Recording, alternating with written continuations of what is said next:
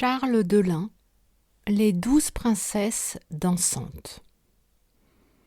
Au temps jadis, il y avait au hameau de Montigny-sur-Roc un petit vacher, sans père ni mère, qui s'appelait Michel et qu'on appelait le bas de l'eau, parce qu'en menant ses vaches par les varchets ou terrains vagues, il allait toujours bâillant aux corneilles.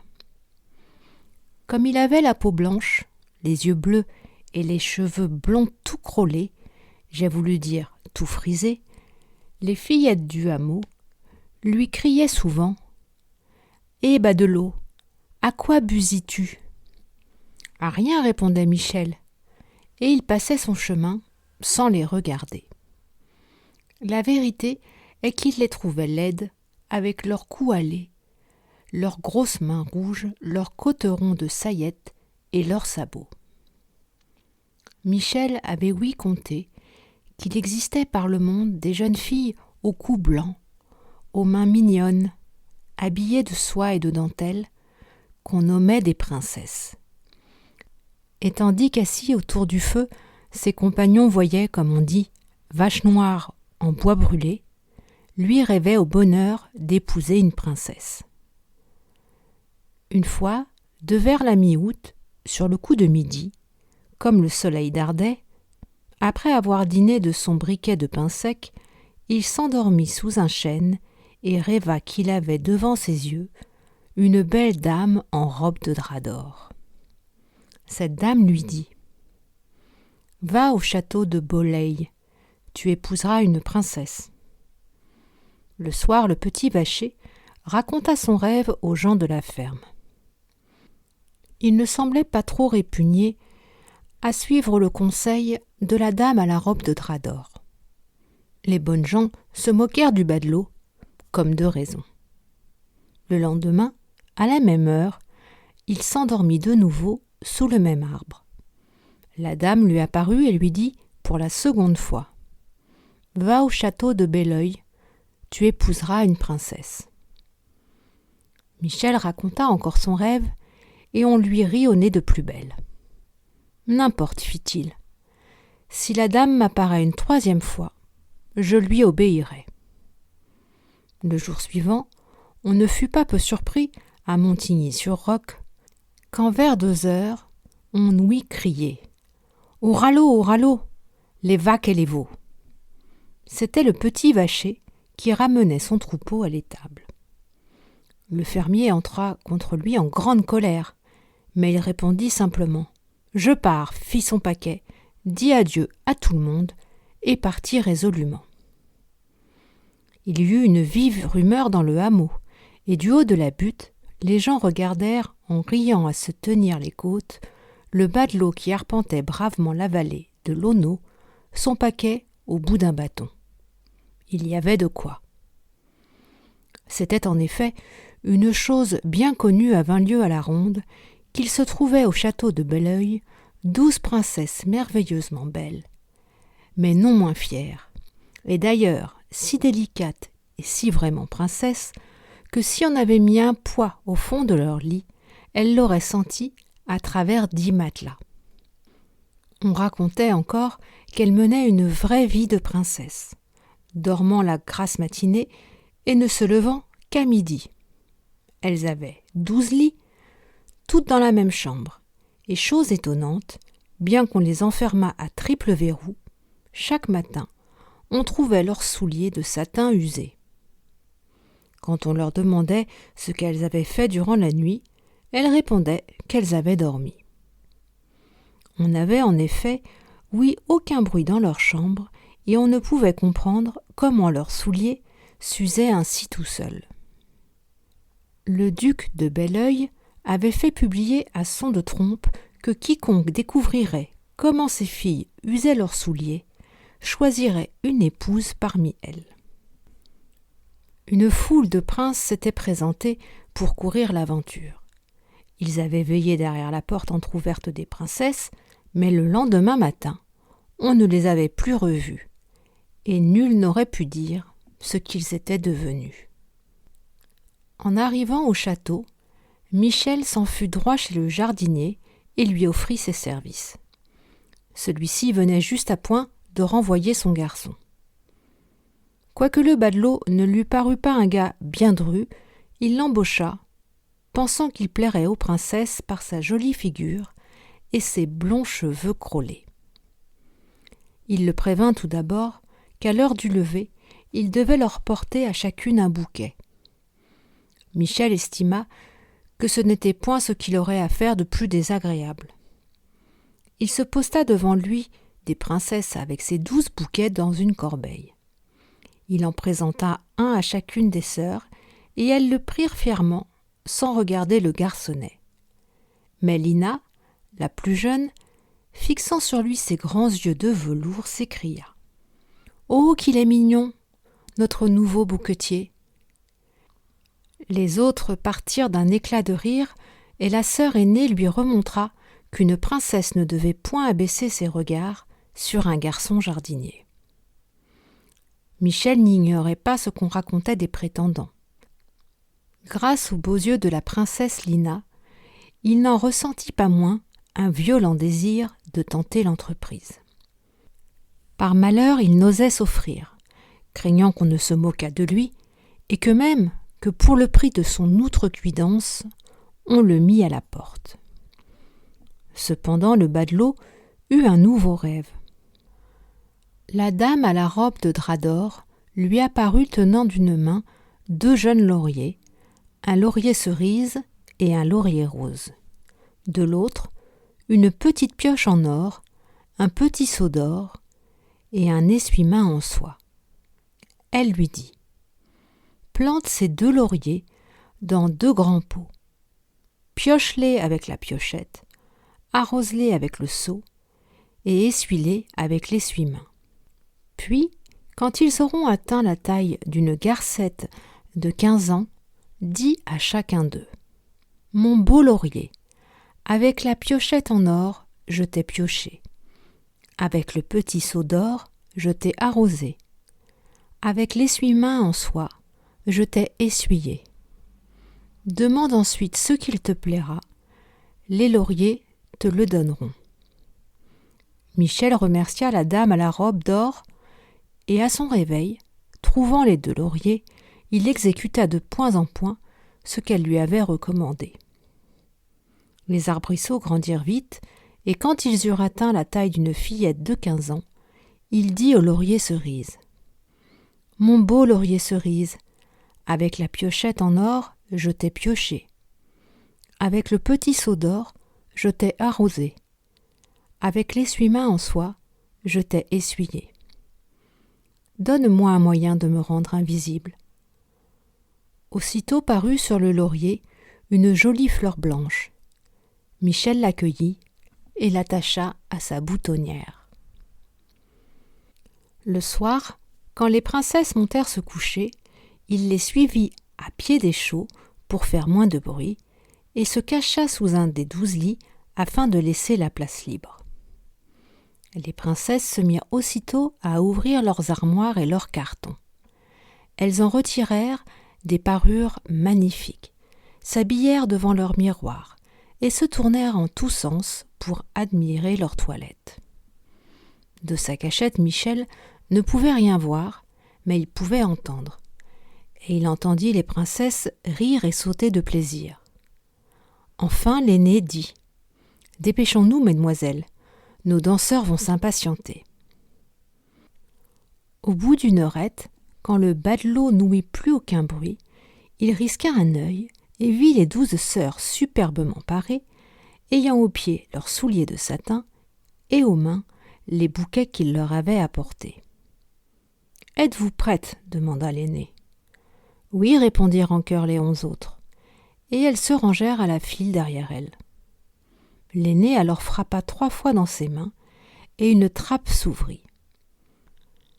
Toutes les princesses disparurent par un escalier dérobé, et Michel se hâta de les suivre. Comme il marchait sur les talons de la princesse Lina, il mit par mégarde le pied sur sa robe. « Il y a quelqu'un derrière moi !» cria la princesse. « On retient ma robe. »« Petite sotte, répondit l'aînée, tu as toujours peur. C'est quelque clou qui a accroché ta robe. » Elles descendirent et arrivèrent enfin dans un corridor au bout duquel était une porte fermée au loquet. L'aînée l'ouvrit et on se trouva dans un ravissant petit bois dont les feuilles étaient pailletées de larmes d'argent qui luisaient aux rayons d'une lune éclatante. On traversa ensuite un autre bocteau qui avait des feuilles piquetées d'or, puis un troisième où étincelaient des feuilles semées de diamants. Enfin, le batelot aperçut un grand lac, et au bord de ce lac, 12 petits bateaux pavoisés, où se tenaient 12 princes, qui, la rame à la main, attendaient les princesses. Chacune d'elles entra dans un bateau, et Michel se glissa dans celui de la plus jeune. Les barques filèrent rapidement, mais celle de Lina, plus chargée que les autres, resta en arrière. « Nous n'allons pas, dit la princesse, aussi vite qu'à l'ordinaire. Qu'est-ce qu'il y a donc ?»« Je ne sais, répondit le prince. Je rame pourtant de toutes mes forces. » De l'autre côté du lac, le petit jardinier vit un beau château brillamment illuminé, d'où sortait une joyeuse musique de violon, de timbales et de trompettes. On ne tarda point à y aborder, et la compagnie sauta hors des barques. Après les avoir amarrés, les princes offrirent leurs bras aux princesses et entrèrent dans le château. Michel les suivit et pénétra derrière eux dans la salle du bal. Ce n'était que lustres, torchères, glaces, tentures de damas, corbeilles de fleurs. Le bas de l'eau en resta tout ébloui. Il se tenait dans un coin, admirant la grâce et la beauté des princesses. Il y en avait de brunes, de blondes, de châtains clairs, de châtains foncés, et d'autres cheveux d'or. Jamais on ne vit sur la terre une si belle réunion de princesses. Mais celle qui paraissait au Vacher la plus belle et la plus aimable, c'était la petite princesse brune aux yeux de velours. Avec quelle ardeur elle dansait! Penchée sur l'épaule de son cavalier, elle se laissait emporter comme dans un tourbillon. Ses joues s'empourpraient, ses yeux étincelaient, et l'on voyait sans peine que la danse était pour elle le plaisir le plus enivrant. Le pauvre garçonnet enviait le sort des beaux cavaliers aux bras de qui elle dansait, avec tant de grâce. Il ne se doutait pas combien sa jalousie avait peu de fondement. Ces beaux cavaliers étaient, en effet, les princes qui, au nombre de plus de 50, avaient entrepris de dérober le secret des princesses. Celle-ci leur avait fait boire un philtre qui glaçait le cœur et ne laissait d'amour que pour la danse. On dansa jusqu'au moment où les souliers des princesses furent troués. Quand le coq chanta pour la 3e fois, les violons s'arrêtèrent et des négrillons servirent un délicieux souper consistant en coques sucrées, craquelins, gaufres, rondelins, carrés de Lille et autres friandises qui forment, on le sait, l'ordinaire des princesses. Après le souper, les danseuses regagnèrent leur bateau, et le batelot monta dans celui de l'aînée. On traversa de nouveau le bois aux feuilles pailletées de diamants, celui dont les feuilles étaient piquetées d'or, et celui où elles étaient semées de gouttelettes d'argent. Comme preuve de ce qu'il avait vu, le jeune gars cassa une petite branche à un arbre du dernier bocteau. Lina se retourna au bruit que fit la branchette. « Quel est ce bruit » dit-elle. « Ce n'est rien, répondit la sœur aînée. C'est le cri de l'effraie qui niche dans les tours du château. Michel prit alors les devants, remonta vivement l'escalier, arriva dans la chambre des princesses, ouvrit la fenêtre, descendit le long de la vigne qui tapissait le mur, et comme le ciel commençait à blanchir, il se mit à sa besogne. Quand il fit ses bouquets, Michel cacha la branchette aux feuilles piquetées d'argent dans celui qu'il présenta à la petite princesse. Lina, en le découvrant, fut fort étonnée. Elle ne dit rien à ses sœurs, mais lorsqu'en se promenant à l'ombre des charmilles, elle rencontra le jeune gars, elle s'arrêta comme pour lui parler, puis elle continua brusquement son chemin. Le soir, les 12 sœurs allèrent encore au bal. Le batelot les suivit de nouveau et traversa le lac dans le bateau de Lina. Ce fut le prince qui, cette fois, se plaignit que le bateau lui semblait lourd. « C'est la chaleur, répondit la princesse. Il me semble aussi qu'il fait bien chaud. » Durant tout le bal, elle chercha des yeux le petit jardinier, mais en vain. En revenant, Michel cueillit une branche dans le bocteau aux feuilles pailletées d'or. Et cette fois, ce fut l'aînée des princesses qui entendit le bruit que fit la branche en se cassant. « Ce n'est rien, lui dit Lina. C'est le cri de l'effraie qui niche sur les tours du château. » À son lever, elle trouva le rameau dans son bouquet. Quand les sœurs descendirent, elle resta un peu en arrière et demanda au petit vacher. « D'où vient cette branche d'arbre ?»« Mademoiselle le sait bien, répondit Michel. »« Ainsi tu nous as suivis ?»« Oui, princesse. »« Comment as-tu fait ?»« Nous ne t'avons pas vue. »« Je me suis cachée, » répondit simplement le batelot. La princesse se tut un instant, puis tout à coup. « Tu as notre secret, dit-elle. Garde-le. Voici pour payer ta discrétion. » Et elle jeta au garçonnet une bourse pleine d'or. « Je ne vends pas mon silence, répondit Michel. Et il s'éloigna sans ramasser la bourse. Durant 3 nuits, Lina ne vit et n'ouït rien d'extraordinaire. La 4e, elle entendit du bruit dans les bois aux feuilles pailletées de diamants. À midi, il y avait une branche dans son bouquet.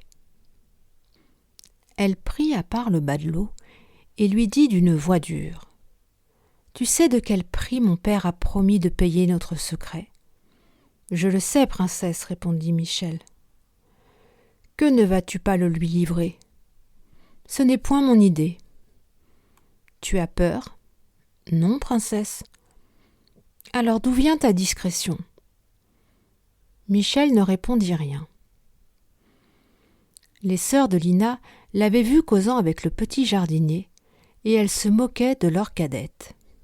« Qui empêche que tu ne l'épouses ?» lui disait la sœur aînée. « Tu seras jardinière, c'est un joli métier. Tu habiteras une chaumière au bout du parc. Tu aideras ton mari à tirer l'eau du puits, et à notre lever, c'est toi qui nous apporteras nos bouquets. » La princesse Lina était furieuse. Quand le batelot lui remettrait son bouquet, elle le recevait de l'air le plus dédaigneux. Michel le lui présentait respectueusement. Jamais il ne levait les yeux sur elle, mais presque toute la journée, elle le sentait à ses côtés sans le voir. Une après-midi, elle résolut de s'en ouvrir à sa sœur aînée. « Quoi, fit celle-ci ? Ce drôle a notre secret, et tu as tardé si longtemps à m'en avertir. Je vais de ce pas nous en débarrasser. » « De quelle façon ? » ?»« Parbleu, en le faisant conduire dans la tour aux oubliettes. » C'est ainsi qu'au temps jadis, les belles princesses se débarrassaient des gens trop curieux. Chose étonnante, la sœur cadette ne goûta nullement cette manière de fermer la bouche au garçonnet, qui d'ailleurs ne disait rien. On convint de soumettre la question aux 10 autres sœurs. Toutes partagèrent l'avis de l'aînée. La cadette alors déclara que si on touchait un cheveu du petit jardinier, elle irait elle-même révéler à leur père le secret des souliers usés. Enfin, il fut décidé qu'on inviterait Michel à tenter l'épreuve, qu'on l'emmènerait au bal et qu'à la fin du souper, on lui verserait le philtre qui devait l'enchanter comme les autres. On fit venir le batelot et on lui demanda comment il s'y était pris pour percer le mystère. Mais il resta muet. Alors, d'un ton impérieux, l'aîné des sœurs lui transmit l'ordre du conseil. Il répondit simplement « J'obéirai ». Il venait d'assister invisible à la séance et avait tout entendu. Il était résolu à boire le philtre et à se sacrifier ainsi au bonheur de celle qu'il aimait. Ne voulant point faire au bal plus mauvaise figure que les autres danseurs, il se rendit sur-le-champ auprès de ses lauriers et dit « Mon beau laurier rose, avec la piochette en or, je t'ai pioché. Avec le petit seau d'or, je t'ai arrosé. Avec l'essuie-main en soie, je t'ai essuyé. Habille-moi comme un prince. » Une belle fleur rose parut. Michel l'accueillit et se trouva tout à coup vêtu de velours noir comme les yeux de la petite princesse, avec une toque, une aigrette en diamant et une fleur de laurier rose à la boutonnière. Le soir, il se présenta ainsi paré devant le duc de Belleuil et obtint la permission de veiller pour découvrir le secret de ses filles. Il avait si bonne mine qu'on eut peine à le reconnaître. Les 12 princesses montèrent se coucher. Michel les suivit, attendit derrière la porte entr'ouverte et parut ainsi au signal du départ. Il ne se mit point dans le bateau de Lina. Il donna le bras à l'aînée des sœurs, dansa tour à tour avec chacune d'elles et le fit de si belle grâce que tous en furent ravis. Le moment vint de danser avec la petite princesse. Il s'en acquitta le mieux du monde, mais n'osa lui adresser la parole. Pendant qu'il la reconduisait à sa place, elle lui dit d'un ton moqueur « Vous voilà au comble de vos vœux, on vous traite comme un prince. »« Ne craignez rien, répondit le batelot, vous ne serez point jardinière. » La petite princesse le regarde d'un air effaré, et il s'éloigna sans attendre de réponse. Lorsque les souliers de satin furent usés, les violons s'arrêtèrent et les négrillons dressèrent la table. Michel fut placé à la droite de la sœur aînée, en face de la cadette. On lui servit les mets les plus exquis, on lui versa les vins les plus capiteux. Pour mieux lui tourner la tête, on lui prodigua les compliments les plus flatteurs. Il ne se laissa pas enivrer, ni par les vins, ni par les compliments. Enfin, la sœur aînée fit un signe, et l'un des pages noirs apporta une grande coupe d'or. « Le château enchanté n'a plus de secret pour vous, dit-elle au batelot.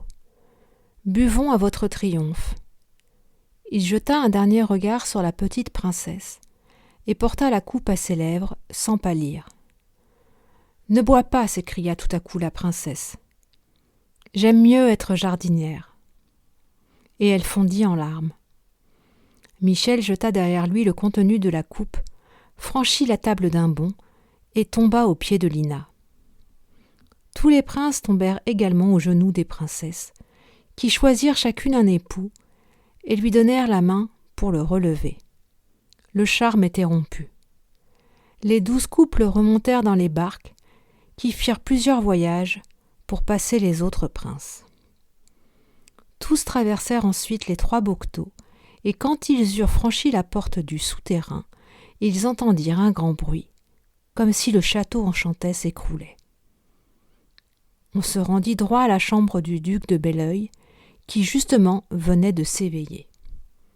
Michel tenait à la main la coupe d'or, et il révéla le secret des souliers usés. « Choisis donc, dit le duc, celle que tu préfères. »« Mon choix est fait, répondit le petit jardinier, et il offrit la main à la petite princesse, qui rougit et baissa les yeux. 8 jours après, il l'épousa, et chacune des princesses épousa un des jeunes princes désenchantés. La princesse Lina ne devint pas jardinière, et ce fut le batelot qui au contraire devint prince. Mais avant la cérémonie, la fiancée exigea que son futur lui contât comment il s'y était pris pour découvrir le mystère. Il lui montra les 2 lauriers qui l'avaient aidé. En fille prudente et avisée, elle jugea qu'il donnerait à son époux un trop grand avantage sur sa femme. Elle les coupa par le pied et les jeta au feu. Et de là vint que la fillette de chez nous, et d'ailleurs, chante « Nous n'irons plus au bois, les lauriers sont coupés, en dansant des rondes, l'été, par les clairs de lune. »